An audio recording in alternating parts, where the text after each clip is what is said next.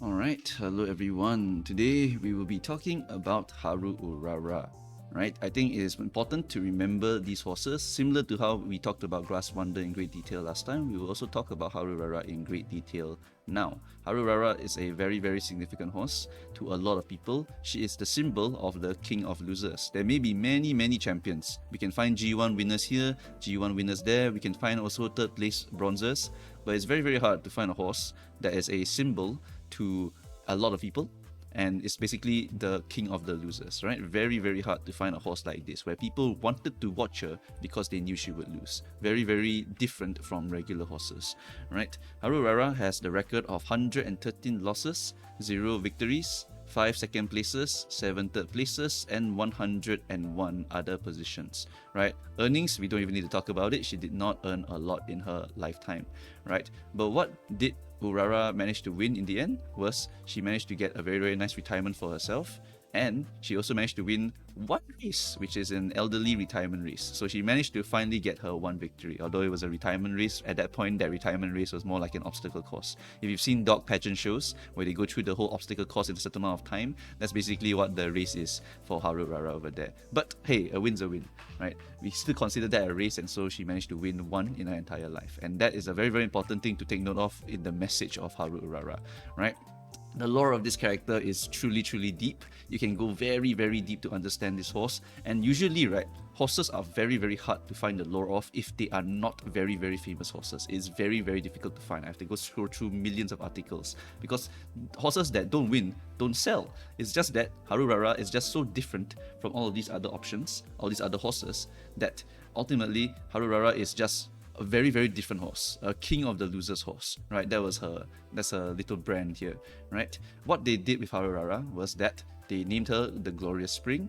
Her mask had Hello Kitty images on it. Since Haru Urara never really won any G1s or never had any actual racing colors, right? What they did was they took her mask and then they gave her that little pink and white mask look on her, right? So she's always very pink, always very white looking, right? This is a reference to the fact that they were trying at that time to try and mascot her. They wanted to save the Kochi racecourse. That was her job, basically. This horse didn't win at all, right? 60 losses or 80 losses at that time, around there, right? They already wanted to just try and push Urara as a mascot, right, to kind of revitalize the Kochi racecourse. So the story was popularized at that time to try to revitalize this racecourse, right? That was the first purpose of it. However, the timing of this horse advertisement was also at a very nice timing for them, all right? Not really a nice time for Japan. At that time, Japan was entering a long period of stagnation called the Lost Decades. If you can go and Google this one, basically it's a period of time where the debt was really high and the growth was really low, right? And then this was further aggravated by disasters, right? Tsunami, earthquake, etc, right? Lots of different disasters happened, and then COVID also, right? And then this just made things very aggravated for Japan.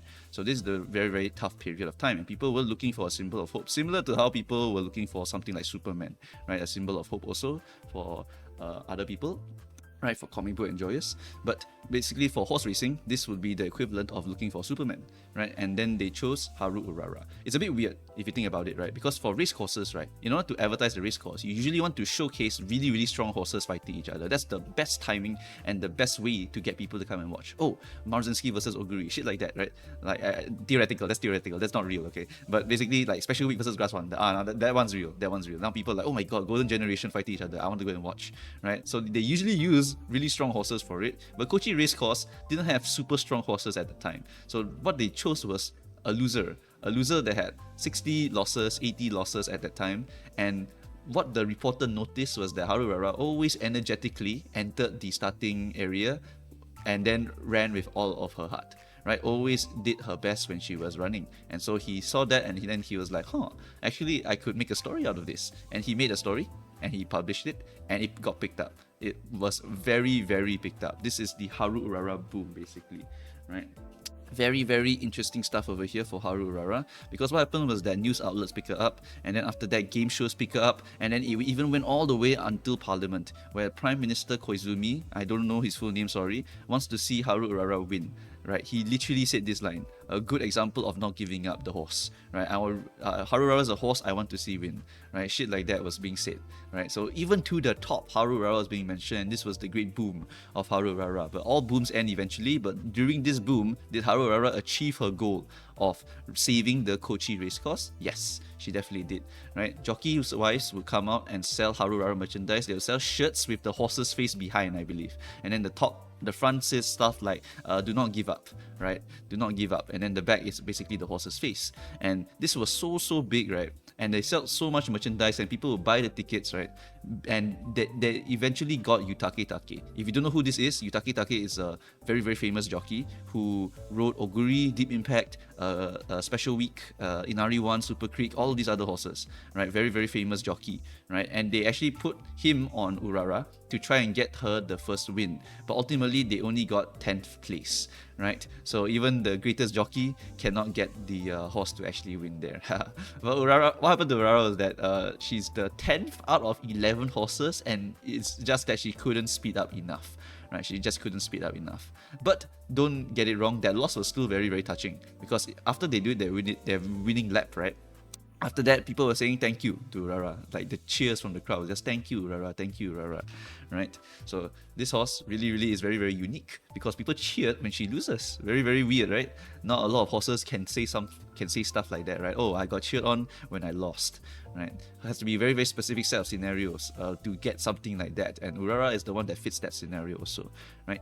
Unfortunately, there's a period of time here where I would recommend you to go and check this Reddit post over here to try and learn more about what happened to Haru Urara after this period of time. What happened was that I believe the owner wanted Haru Urara to retire properly, and so gave her away to another horse owner. And what happened was that she was ultimately lost from the Kochi racetrack, and due to some misagreements or incidents, I can't remember the term, she was not able to run a retirement race. You can go and read more about this part over here, right? I will not be talking about that part, right? The Reddit post covers it pretty well already. I recommend reading that at least, right?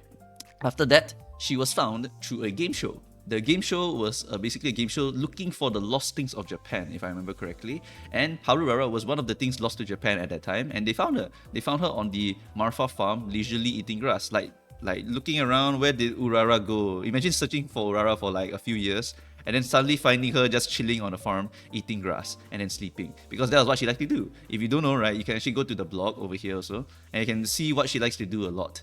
And it's stuff like she likes to avoid the heat, she likes to sleep, she likes to eat. Because that's basically what all horses do once they retire. They just eat and sleep. All become Oguri cat, all become grass wander, just a bunch of fatties. Right, so yeah, that's pretty much what Urara was also doing as well on the farm, and people were like, what the hell, what's she doing here, right? Apparently that farm was a consignment farm where people don't care about the horse anymore, so they put the horse over there, and then you can do whatever you want with the horse.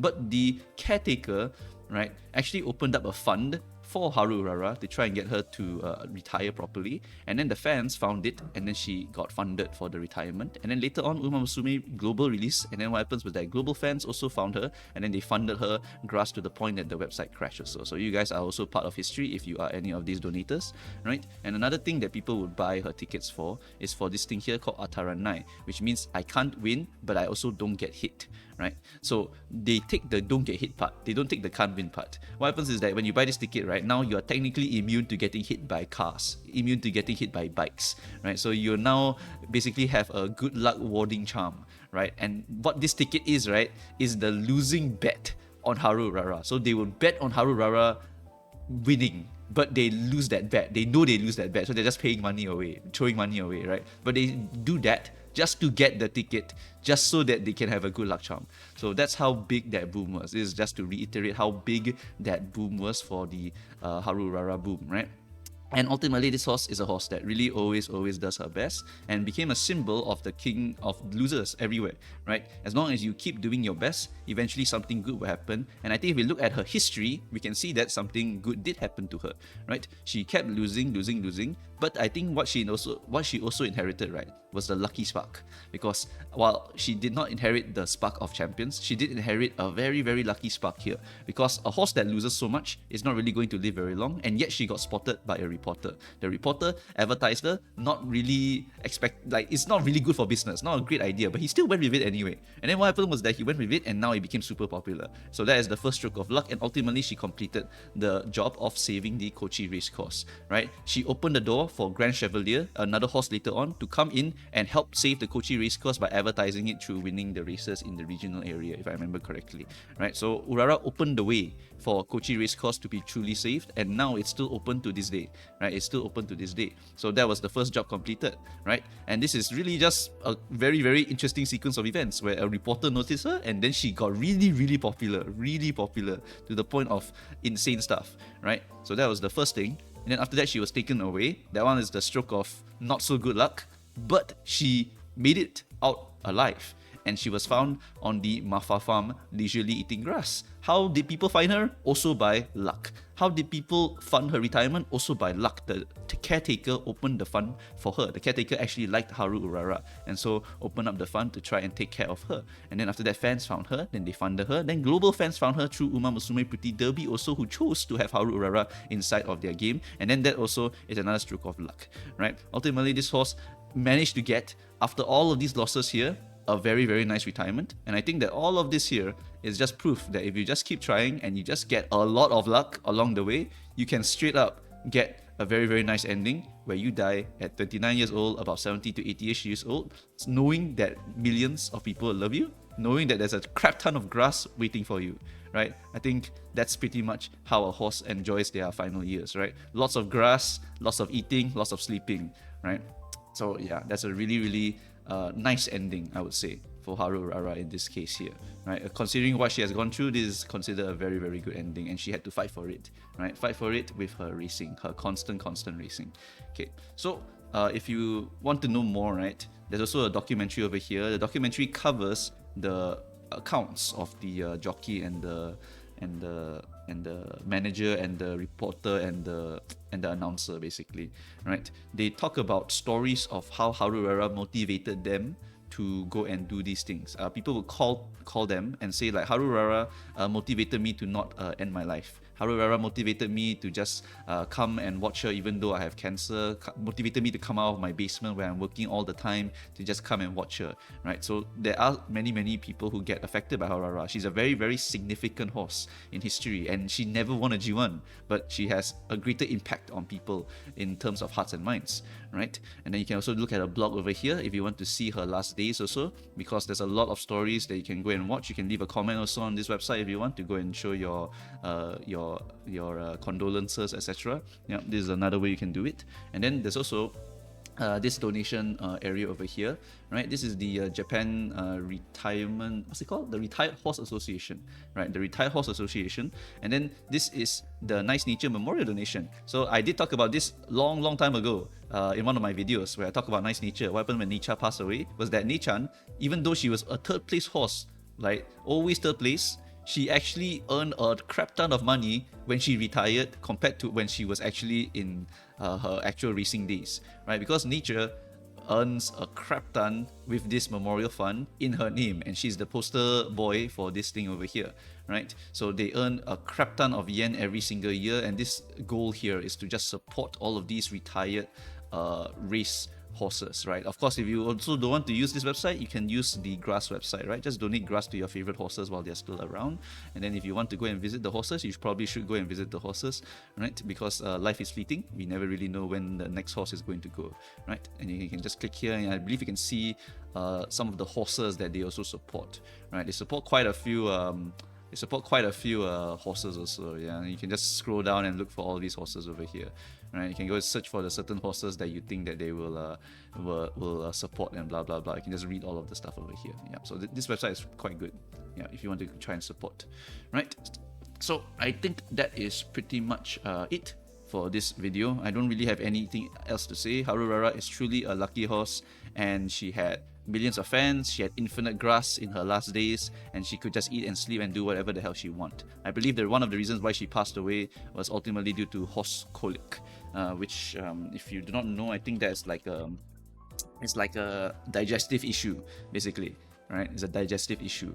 She had this for quite a while already, so it was a bit touch and go for her for quite a while. But she managed to make it all the way until now. So I think that is already a very, very phenomenal achievement for a horse already. Right, she may not have lived the long, long lives of something like Nice Nature or Majiro Dober, who's still alive to this day. Right, but 29 years old, basically 70 to 80-ish, she lived a long, long life and she did her job very, very well, right? Her job was to save the Kochi racecourse and she definitely did it. And then she was able to race all the way until her retirement over here, where she was able to relax in her final years. So I think that's quite nice, right? So that's pretty much it for this video. If you have your own lores that you want to talk about, feel free to talk about it, right? My artist also wanted to basically represent his loss here for Haru Urara in this art piece also, right? Some people have different ways to grieve and whatnot. Then just do whatever makes you happy, right? You want to give money? Sure. You want to make art? Sure, right? Do whatever you want to go and grieve for this horse here, who is a very, very big symbol to quite a lot of people, right? A lot of people. If you look at, for example, W Place right now, you can see it, right? Haru Urara everywhere, everywhere. So that's how much impact this one horse has, right? This one horse that never won a single race has. So to a lot of people, right? King of the losers, right? We will remember her for sure, right? And people only really die when they are forgotten. So we just never forget about Haru Urara and she will basically live forever, right? So that's pretty much it, guys. Thanks for watching and I shall see you guys next time. Bye-bye.